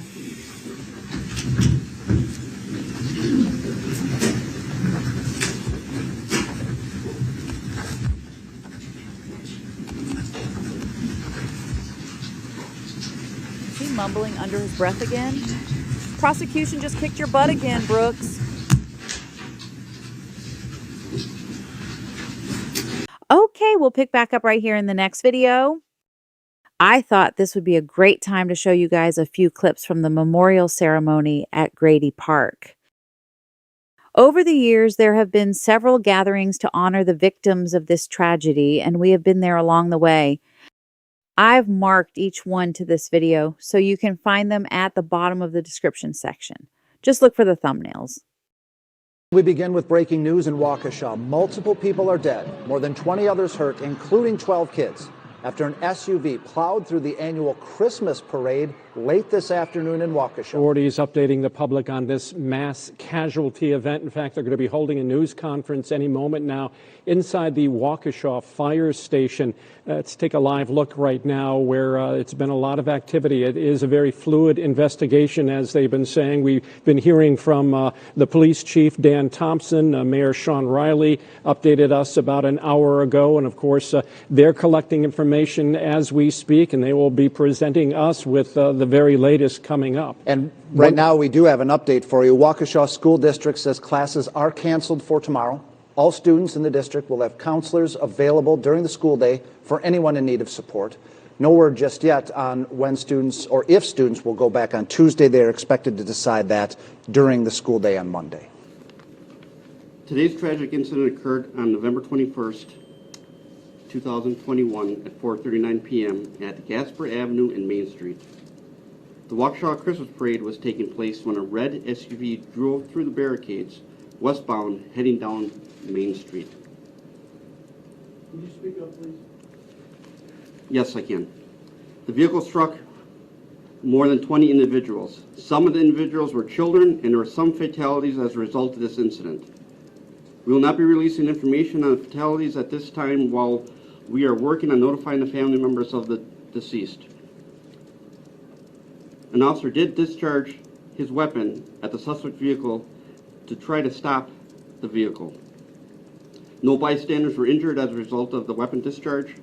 The officer involved has a has been with the department for 6.5 years. Victims were transferred by Waukesha Fire Department to the hospital. Chief Howard will speak on that. Police officers also transferred victims to the hospital, and family members also transferred victims from the scene to the hospital. We're no longer looking for a suspect vehicle. We do have a person of interest in custody at the moment, but this is still a very fluid investigation. It's unknown at this time whether the incident has any nexus to terrorism. To the families involved, you are in Waukesha Police Department thoughts and prayers. To the Waukesha community, the scene is now safe and secure. Today, Grede Park stands as a space of beauty, remembrance, and unity. Our community came together to dedicate the Parade Memorial, a tribute to lives lost and all those impacted. The journey to create this space began following the tragedy, and over time, we saw the transformation from a vision into reality. The heart of this project is the community itself. From the thousands of donors who gave what they could, to the contractors who built each piece with care. Today, the memorial stands as an open public space, where anyone can pause, reflect, and find solace. At the center of the memorial, you'll see 6 ribbons, woven together to form a large heart, each ribbon representing one of the precious lives we lost. This design is not just a remembrance of those individuals, but a reminder that our lives are interconnected, woven into a shared heart that continues to beat as one. Each family who lost a loved one designed a plaque that tells the story of their loved one. And each night at 4:39 p.m., the memorial will turn blue for 6 minutes, 1 minute for each of the lives we lost. This memorial also honors the first responders, healthcare workers, and bystanders whose bravery and quick response were crucial in providing aid and support on that tragic day. Through the Waukesha Strong Tile Project, every community member impacted was invited to participate and express themselves, leaving a lasting mark on the memorial.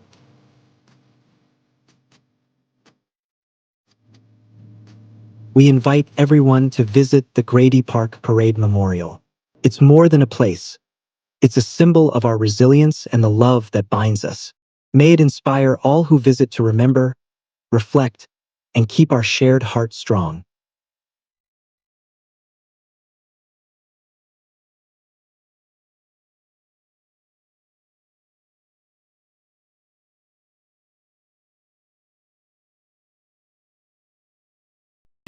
Welcome, and thank you all for being here tonight to dedicate this memorial. November 21st, 2021, 4:39 p.m.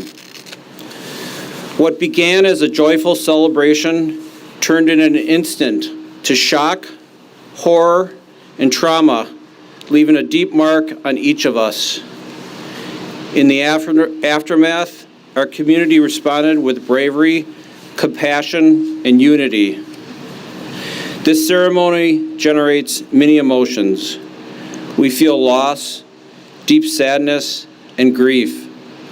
The senseless and horrifying tragedy of 3 years ago will weigh on our hearts forever. Because we stand here together as a community, however, we also feel hope and courage. We stand against evil and madness. We stand for tenderness and kindness. We stand to lift the spirits of those suffering, to provide a shoulder to lean on, to quietly provide kind words and reassurance that good does triumph over evil. This memorial stands as a reminder of our pain, heartache, and loss, but it also stands as a testament to our unity, support, resilience, and love. This memorial is one more symbol of what it means to be Waukesha Strong. 3 years ago today, we lost 6 beautiful souls. Virginia Sorensen, Leanna Owen, Tamara Durand, William Hospital, Jane Coolidge, and Jackson Sparks. We stand with the families of those we lost. We stand with the nearly 70 who were physically injured. We stand with with the thousands who carry deep emotional and mental injuries. As you view the memorial, you see 6 ribbons woven together to form a large heart. These ribbons symbolize those precious lives lost and also signify the way all of our lives are woven together, reminding us that our shared heart matters most. Beginning tomorrow night and each night thereafter, the lights on the heart will turn blue for 6 minutes, 1 minute for each life. There are 6 benches. On each bench there is a plaque with a personal message. These messages commemorate the beautiful memory of the life that was taken too soon. Another important piece of the memorial is the Waukesha Strong Community Tile Project. The idea of incorporating the tiles into the memorial was envisioned by Waukesha's own Carmen de la Paz. Carmen conceived the tile wall and stewarded it from the creation all the way through to the final completion.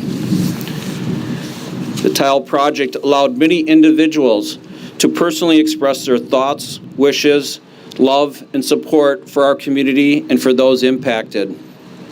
When you view the tiles, please reflect on the enormity of the community support that these tiles represent. If you made a tile, you know that Carmen went above and beyond. The tiles are impactful and meaningful. Each one tells a story, and there are more than 1,000 tiles. The stories told by these tiles will be told for generations. Thank you, Carmen, for being so giving of your time, your labor, and your creativity. I'm proud to be a part of a community that came together in such a meaningful way. This is a moving and beautiful space. It is a place for us to gather, heal, and remember. It stands as an enduring tribute to the victims and survivors of the parade tragedy, reminding us that we are and always will be Waukesha Strong. I now have the privilege of introducing our next honored speaker, Lori Locken. Lori served on the Parade Memorial Commission as a representative of the Catholic community of Waukesha. Lori was in the parade on November 21st, 2021, and was injured. As one of those injured in the Christmas parade, Lori will now share her story. Lori. I personally am one of the more than 70 victims who were injured in the Waukesha Parade tragedy. It's hard to imagine that this devastating event took place exactly 3 years ago on a very cool and windy autumn afternoon. I can envision that most of us started that day with excited anticipation of the celebration of the annual Waukesha Christmas Parade. Many of us coming with friends or family to witness or participate in the festivities of that afternoon. As for myself, I was looking forward to joining my fellow parishioners of the Catholic community of Waukesha as we gathered to spread a message of light, joy, and faith to those around us. On that day, parade participants, spectators, organizers, and safety personnel were all expecting a celebration of good cheer and bright community spirit, and we all know that that changed in an instant. We were faced with shock and numbness, piercing grief, disbelief, and sadness. A myriad of emotions rocked over us like a tidal wave. We tried to make sense of it all, but it has become our ongoing journey and our challenge. For some, more difficult, and for some, yet incomplete. I was a parade participant with my church group, and we were in front of the dancing grannies. I remember smiling as I listened to the cheering of the crowds and that joyful Christmas music that the grannies were playing right behind me. I felt a little giddy, and I had a lot of glee and was just surprised at the cheerfulness of it all. Amidst my listening to the music and my teammates in the parade, I didn't hear the warning shouts over the music. But I did see some of my team disperse.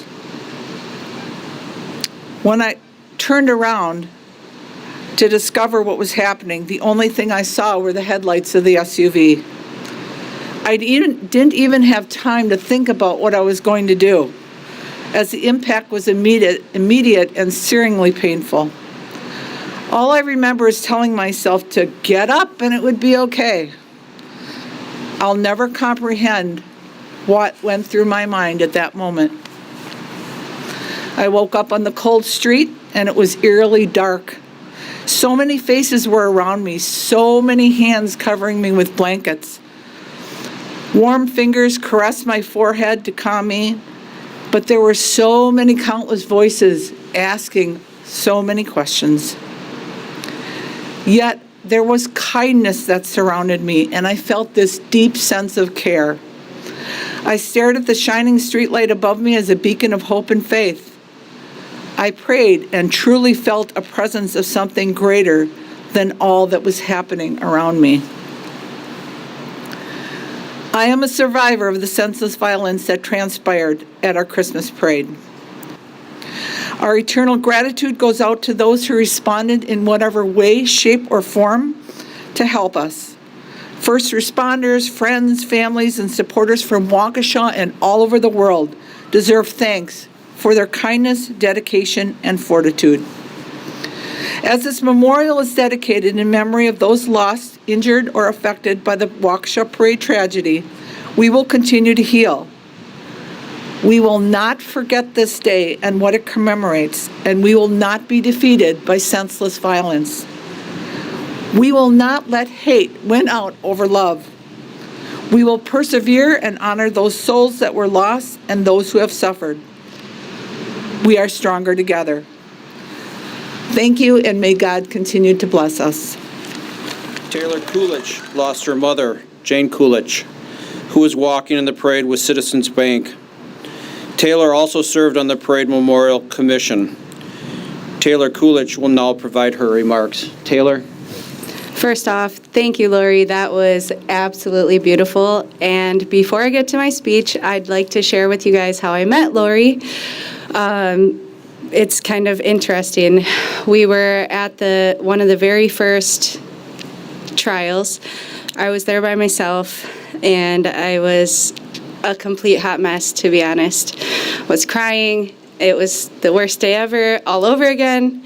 And there was this complete stranger to hand me a tissue and put her hand on my shoulder.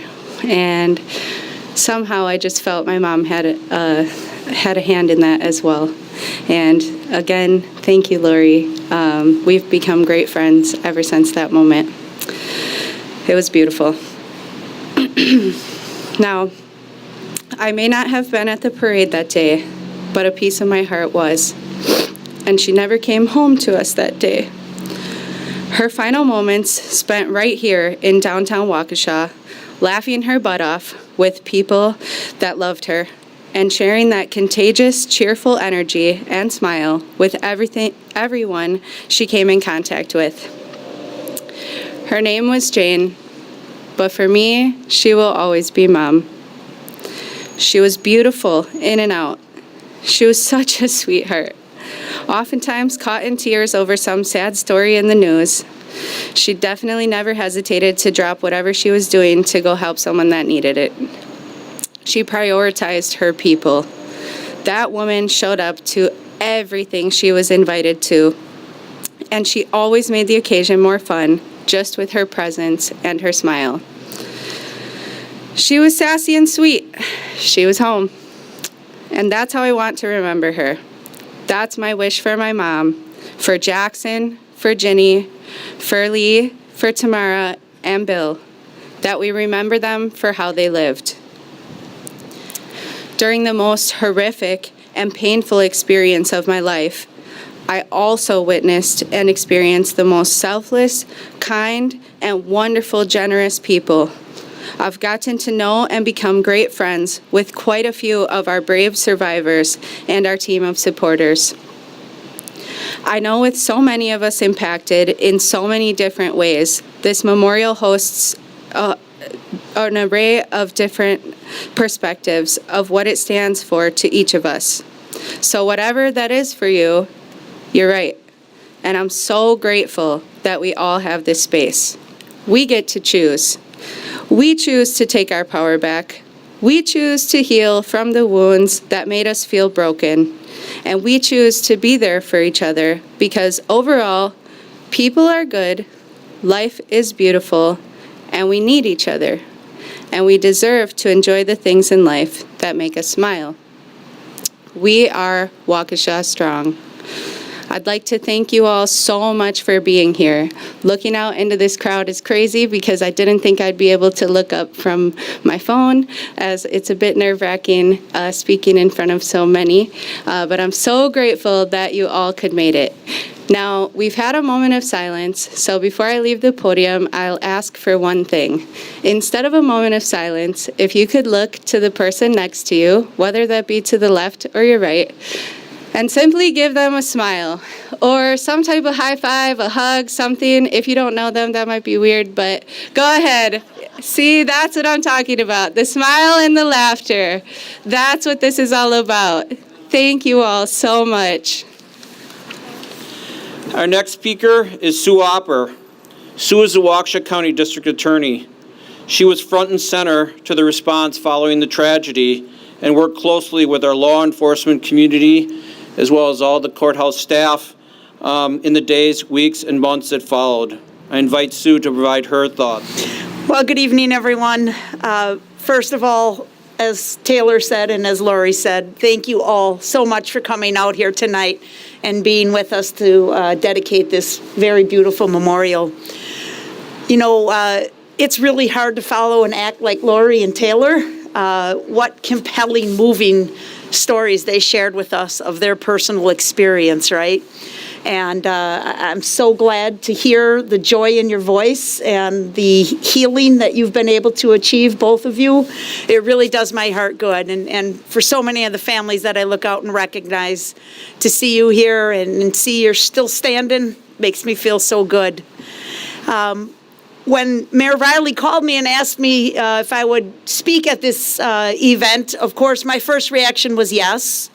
And then my second reaction was, you know, I really don't know what I can say to these people because following this very horrific event, I kind of became the face associated with the bad guy, right? And I didn't want to be a buzz wrecker to this event. I wanted this to be a happy event and one of respect and honor for all of our victims and survivors. But as I thought about it more, and I actually looked at the picture of the memorial that was being created, and I thought about it, and Taylor's absolutely right. Nobody's ever asked me before to interpret art. I don't know why, but it is one of those things that everybody's going to look at it and see something different, right? And when I looked at it, I was immediately thinking of the strength of it, right? The pillars, and then the coming together in the middle, and what that meant to me. And I thought about the symbolism of 6 different pillars, and I thought, you know, that reminds me of so many of the people that were involved in this event. And as has been remarked here before by others, you know, every day, unfortunately, I'm faced with evil confronting good people, and it can be a little bit discouraging. And then I come to an event like this and my heart is lifted up and I feel so much better about myself and my community. But when I saw these 6 pillars, I started thinking of, what did the artist have in mind? What do these pillars represent? Of course, it represents the 6 persons who lost their lives, of course. But is there more to it? And I thought, well, probably I'm going to give credit to the police officers who risked their lives to confront that evil that day, some of whom ran into the street and tried to stop that car. Definitely one of the pillars has to represent that group of people. I thought about the firefighters, the EMTs, the law enforcement officers who just came running. Imagine a simple call on a radio or a pager, and you drop whatever you're doing and you run. And that certainly has to be represented here. Came from all over to render aid and offer protection to these people who needed it most. I thought about the medical personnel who instantly reported for duty. Again, this was a Sunday night. It was cold like this. Who wants to get out of their warm, cozy house and go to work when you're not expected to? I heard so many stories of doctors, nurses, and other medical personnel who just simply went to work that day, not knowing what the heck to expect. I think about all the citizens that were there that were also called upon to be heroes that day, to comfort somebody who was injured or reassure a child who was lost or scared, and how so many people ran into the street to help and offer aid. It's really very remarkable. I think about the business owners in the downtown Waukesha area and how they opened their doors that night to all the parade goers and offered them shelter and comfort. And in the days, weeks, months to follow, always had that blue light out, always had that welcoming attitude, wanting people to come back down and enjoy our downtown, not to let that evil hang or linger over our downtown. And finally, I think about the community as a whole, and it really was worldwide. You're right about that, Taylor. It was worldwide who provided emotional support, financial support, and prayers for the people of Waukesha and those who were affected by this. And so those are kind of the 6 that I came up with. And I thought, you know, it's right that we honor those various entities for their role in this. And then, as I said, I thought about how it comes together in the middle.